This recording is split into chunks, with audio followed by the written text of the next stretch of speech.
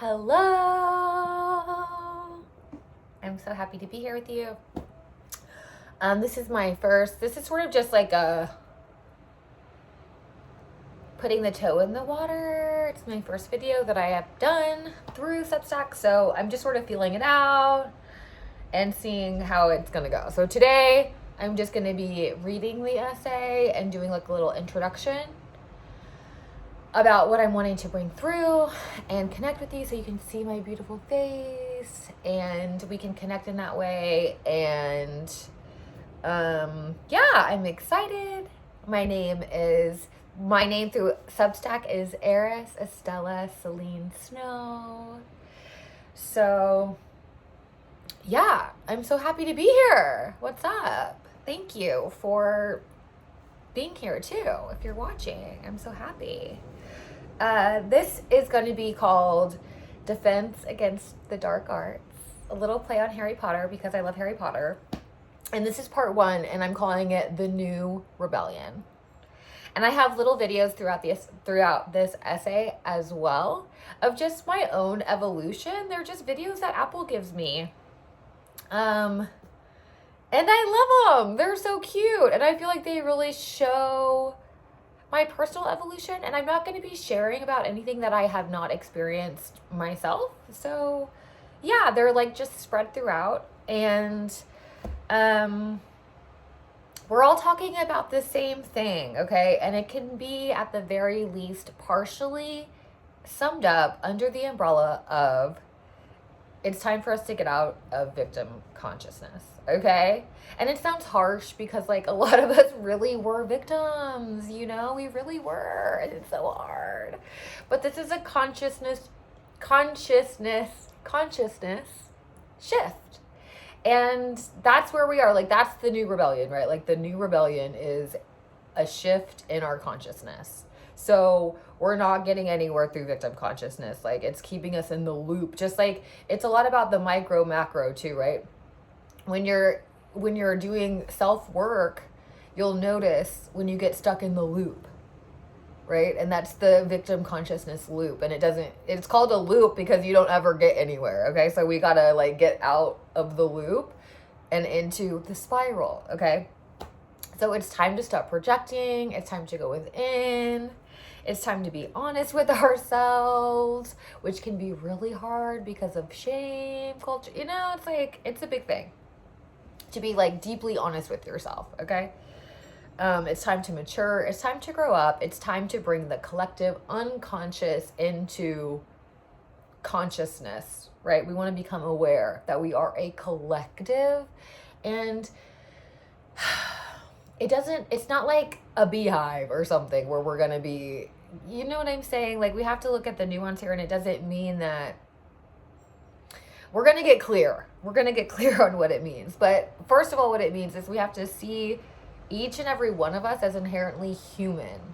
So we have to get out of the duality trap, right? Of seeing like the bad guy out there, like as within, so without. So we wouldn't be seeing this collective fucking insanity if we all didn't have a little piece of that within ourselves. So we have to go within, transform that within ourselves, and then we'll see something different on the outside, right? So we're all inherently human. We're imperfect. We all contain polarities and paradox, okay? We all have light. We all have dark. We all have it all. And we have to take responsibility for that. I.e., yeah, the bad guy is not out there. So if you're still thinking that way, that's a good, like, put a flag there, right? We're going to go back to that. Flag it, as I say with my friends. And this is done through compassion, okay? It's done through the heart. The heart is our key. The heart is our key to freedom. And it's not easy to let go of our victimhood. Like I said, it's hard and it's unglamorous and it takes practice and effort. And we can do it. And it's easier if we do it together. And I believe we can also have fun while we do it. So let's call in some deep grace, okay? The kingdom of heaven is within, and it comes from a shift in our consciousness. We got this. If you want to know where something truly powerful lives, look at how much force is used to suppress it. Like, oof, Asia. Asia is one of my most favorite healers. I love you, Asia. Rage and grief carry a lot of energy, and energy is power, okay? When we learn how to master these emotions, we gain power. A revolution that is based on the people exercising their creativity in the midst of devastation is one of the greatest historical contributions of humankind. Grace Lee Boggs said that. And so we can do this in a creative, playful, fun way, all right? Beautiful star tears. Love that picture. Perhaps it's something about the scars she bears being places for life and beauty to pour through. As the adaptive force makes use of every open space in creation to grow new life. Whether that open space be a garden or a ceremonial lodge or a wound cut by a sword.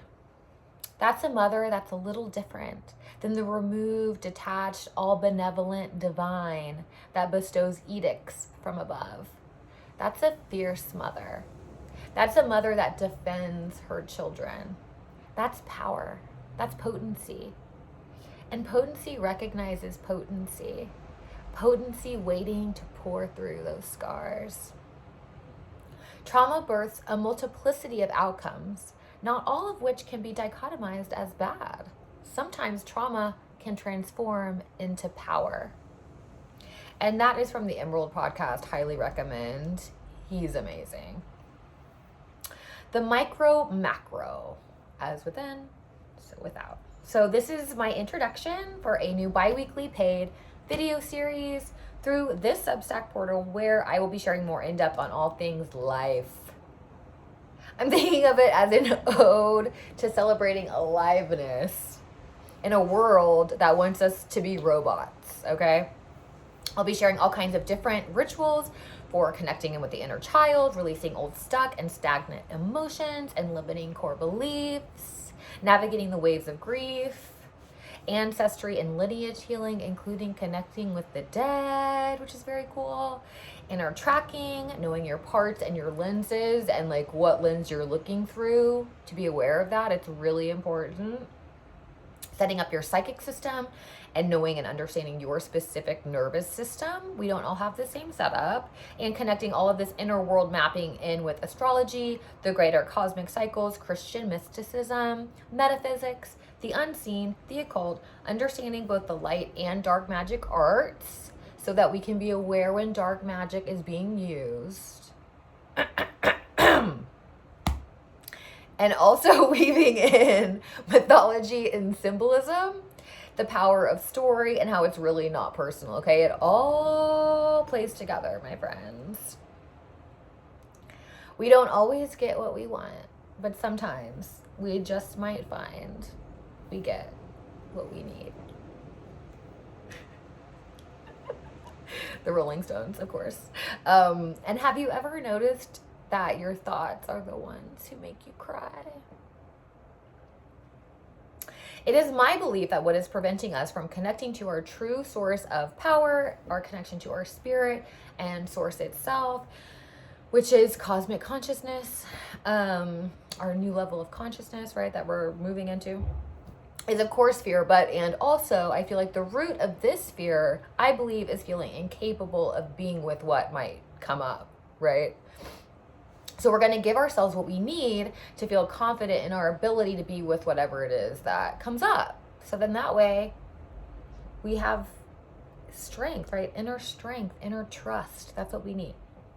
So most of us have emotional baggage, weight, unprocessed trauma, density around power. Like, just think about it when I say power, like what comes up, right? Like, what do you think? How does your body feel? What comes to your mind? This trauma is not only from our childhoods, it's ancestral.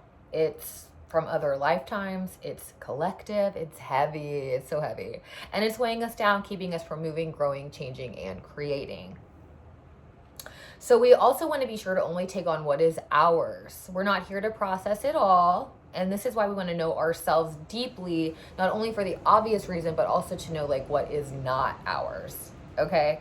This is a very important piece. Boundaries are paramount. And when we focus on prioritizing ourselves, it sends a ripple effect out like the drop of water in the sea. You know, I'm sure we've all seen that. Being weighed down, exhausted, and depleted is not it. That's not where it's at, right? Like, and as we lighten our load, we're able to connect in deeper to ourselves, which in turn connects us deeper into the cosmos. So as deep as we can go in is as far as we go up, and then that's when we bring down the good shit, right? So when you start getting back into your body, most of us live in our heads because pain lives in the body. I'm sure we're all saying the same thing. Like, we all know this, right? You're going to find your pain pockets, and you're going to be like, oh, and that's the emotional baggage. That's the unprocessed trauma. That's what we're getting up and out. So that way your energy can flow through you. You can also channel higher energy through you. And you're not like, oh, you're not feeling that pain or that block or that, like, what is that, you know? And this is exactly where we begin the work with, like, oh, ooh, that hurts. Like, okay, let's go into it, okay? Pain wants to be seen and alchemized, loved. Yeah, crawl inside this body, find me where I am most ruined, and love me there. Yes, please. That's what we're doing, okay? That's what we're doing. Renee Lazuli, I hope I said that right. She's the one who said that. Do not feel lonely. The entire universe is inside of you. Stop acting so small. You are the universe in ecstatic motion. Set your life on fire. Seek those who fan your flames. Rumi, of course. The wind also wants to fan our flames, okay? There's a storm outside.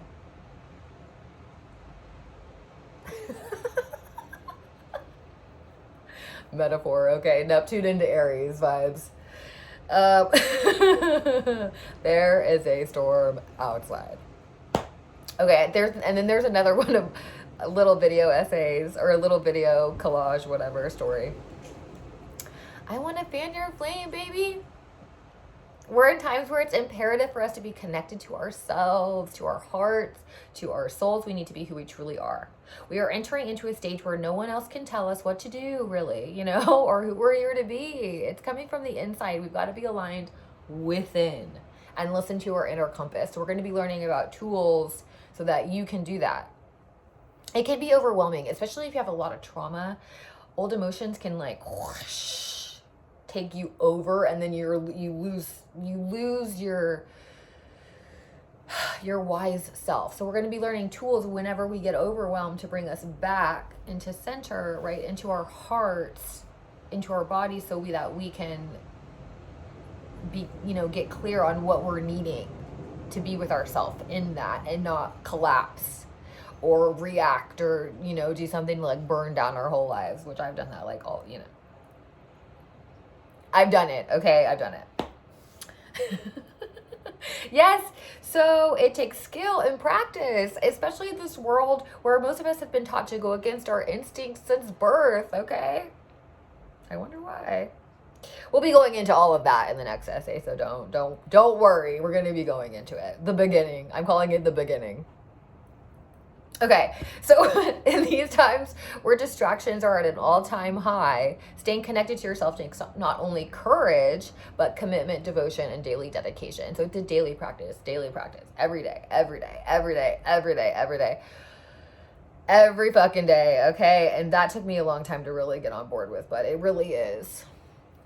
Obviously rest it, you have to rest too, but I think for me, like, rest is part of the practice, like rest, it's part of it.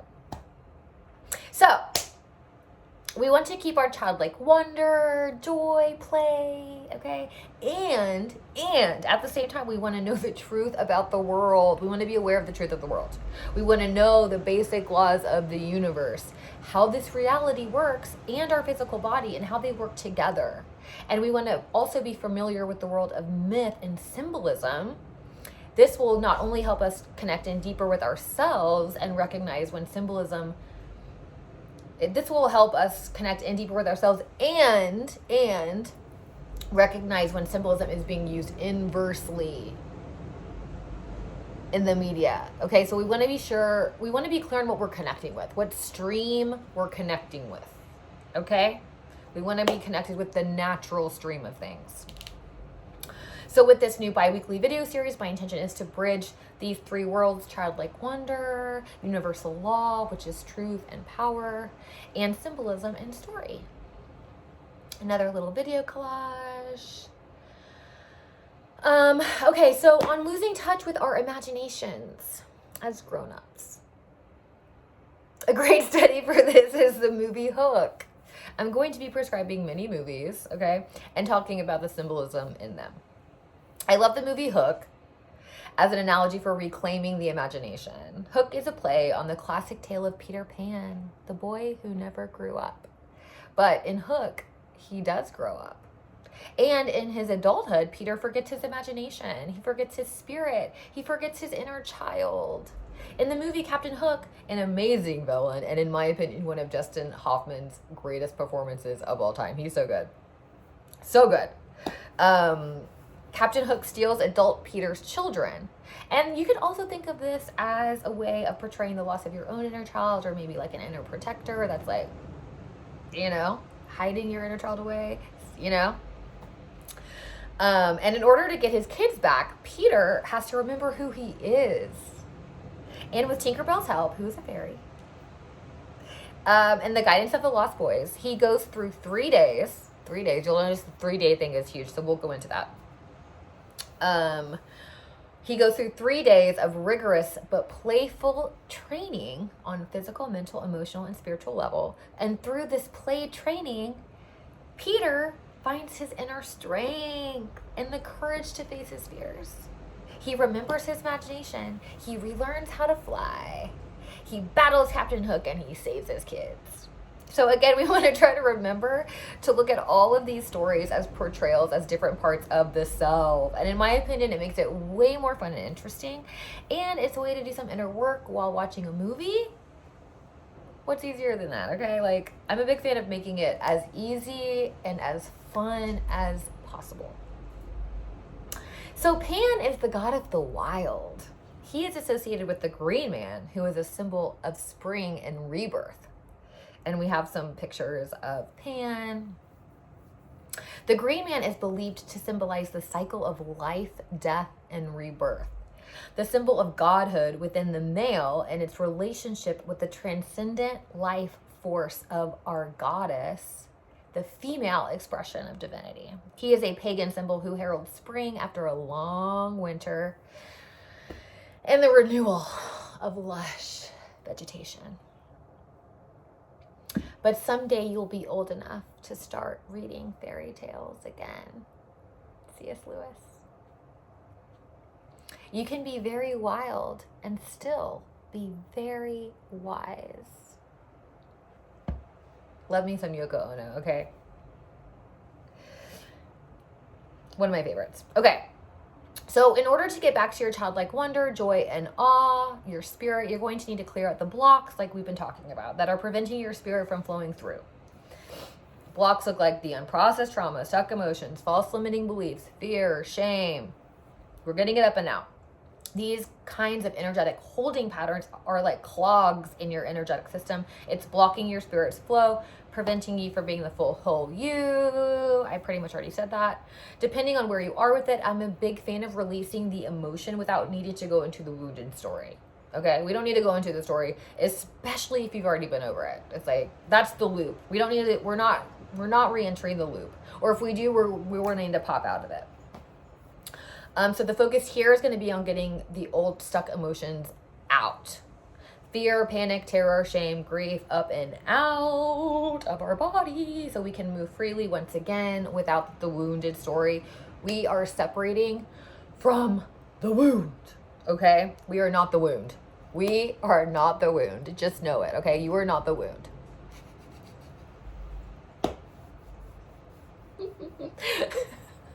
We want to remember we always belong. We're always loved. And that the world needs each and every one of us. And it sounds so cliche, right? And it is. It is. It is so cliche. And it's so true. And it's so funny how how much our cellular imprinting at a young age can impact us in our adulthood, right? So that's why it's important. Like, we're going to be working with our cellular health. This is like deep. We're working with the DNA. Okay, this is like DNA transfiguration. All right. So no matter what we were shown as kids. So I call this coming into the wise child, right? The child who knows she, he, they are deeply loved and treasured in every moment. And in my opinion, this is the root of the new world that we are here to create, co-create. I would assume if you're watching this, like, yeah, you, like, that's what we're doing, okay? I realize that some of us come from very long lines of woundedness. And we've been wounded for so long, we don't even know who we are without the wound. And not knowing who you are can feel really scary. I deeply understand this, okay? I deeply understand. And I also want to remind us that moving through fear it's very liberating, right? It's a highly energized move. It's an empowered, energized, empowered move. It's gonna light you up. And sometimes, a lot of the times that can bring up fear. So we're going to be working with those sensations, that bringing in a lot of energy into your physical body, a lot of energy, a lot of light, a lot of power into the physical body is going to bring up the darkness. So we're going to learn, like, okay, what do I do? Like, okay, this is the energy.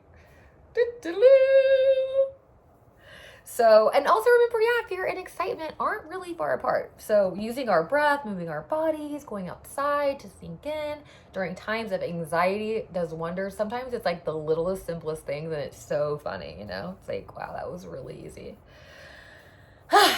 So I wrote about this also in my last essay, The Realm of Monsters, Part 2. So we're going to be getting clear, right? We're clearing out our channel so that spirit can move through us. We're going to be getting clear on what real love is, like what is loving and what is not, because it's twisted. We're going to be getting clear on the nature of this reality, the energetic framework of it, the laws of energy. We're going to be getting clear on life versus anti-life. We're going to be getting clear on symbolism and what certain symbols mean, so we can easily spot when they're being used in the media in an inverted way. I cracked myself up, you guys. Okay, another photo video collage of me. All right, so you will probably enjoy this new video series if you want to embody your most wise and powerful self, you want to raise your awareness level, learn more about yourself and who you are, and in turn learn more about life in this world, if you want to connect with your soul and find value in a collection of resources and reference points for diving into the self. If you're interested in the bigger picture, cycles of consciousness, cycles in general, how energy works, the nature of the universe, emotional intelligence, and how it relates to consciousness. If you want to virtually hang out with somebody who has lived experience. I'm not going to be teaching you anything I haven't been through personally, and I've been through, like, it's amazing. It's amazing what I've been through. So if you like to fuck around and find out, play and experiment, okay? If you're already open to the fact that everything is energy and humans are by nature spiritual beings. We are spiritual beings. So if you're already on board with that, if you care deeply for the earth and humanity, and you want to support the current change happening on our planet, if you like to laugh and have fun and play while you learn and process, my work is not going to be for you if you're looking for quick fixes or perfection. If you haven't yet been over your wounded story, okay, so this is a very important part, but that's not going to be the focus here. If you think that someone else can heal you, if you're not open-minded, like if your beliefs feel rigid, no. If you need to be convinced of the energetic nature of existence, I am going to be like breaking it down, but it's not going to be like, I'm not going to be convincing anyone of anything, If you're not interested in bigger cycles or spirit or your soul or connecting to the subtle realms, if you're not interested in change, if you have an aversion to God or human evolution or the connection of all things. So what I feel like I excel at is seeing the big picture, and also how all the little things connect with one another. I would say this is my specialty. I'm an Aquarius, Sun, Moon, and Mercury. Venus and Sagittarius. Okay, sorry. Another strong point of mine is gathering resources. So yeah, my Venus is in Sag in the 9th house. Learning is a love language for me. I love it. I have taken like all the classes. I love it. I can also offer meeting you at your depth. Okay. Because of all I've been through, I can go quite deep. Okay. What I have found is it can be rare to find somebody who can meet you at your depth. Especially if you need to go like really deep, especially if you have like intense rage or grief or shame. Okay. And I guarantee you every negative thing that you ever felt or any fears that you carry, like, I'm sure I can relate. And it will be my great pleasure to connect with you there. Okay. Wherever you are, like, I got you. And honestly, I feel like this is what I'm the most proud of, really. One day you will know. One day you will look back and know exactly why it had to happen, right? So you'll learn a lot of this work is about soothing the nervous system and being brave. So feel the fear and do it anyway. But with proper nervous system attention, it's not helpful to fully bust through, I've learned. Because you'll just fall back, which is going to happen anyway, and I still feel like the baby step is better. So my nervous system was raised in terror, and I know all about that escape life. Escape is my biggest shadow, I would say. I have fallen so many times. I would say I have mostly fallen. I like to fall. Because it feels familiar, it feels comfortable. I love the nest. I also know I always come back more equipped. Like I do know, like, I'm always gonna learn something really juicy down there, you know. But currently the solar eclipse in Aries is really telling me it's time to fly, and my ascendant is in Aries, so your girl is feeling it, okay? And so I'm unfurling my wings. I've pretty much done it all right? I was a teenage runaway. I've lived in a heroin den. I've been homeless. I've also lived on Venice Beach in Berlin and Costa Rica. I grew up in an affluent upper middle class neighborhood, have attended private and public schools, have spent time around a lot of wealth and extreme poverty. So the polarities of what I've experienced in my life have given me a wide array of perspectives, which again is helpful when it comes to meeting people where they are. Again, I got you. We are all at different stages of the lotus opening, and it is my great pleasure to meet you. And then beautiful picture of lotuses opening. So I'll be sharing the first video essay in a couple of weeks, where we're going to be connecting in with the dark goddess archetype and setting up ritual space. So again, as it pours through, I'll be sharing about it more. This is going to be for paid subscribers. So I'm also thinking I want to do like Zooms. Like I really would like it to be interactive and for us to be able to communicate and talk to one another and check in and do all these things. I'm also open for one-on-ones right now. So if you want to connect, just send me an email. Deep bows, kiss, hug me. And I'll be sharing more as it comes through. We're just gonna flow. All right. We're going to flow with it. I love you. And I hope that you have a beautiful Sunday and rest of your week.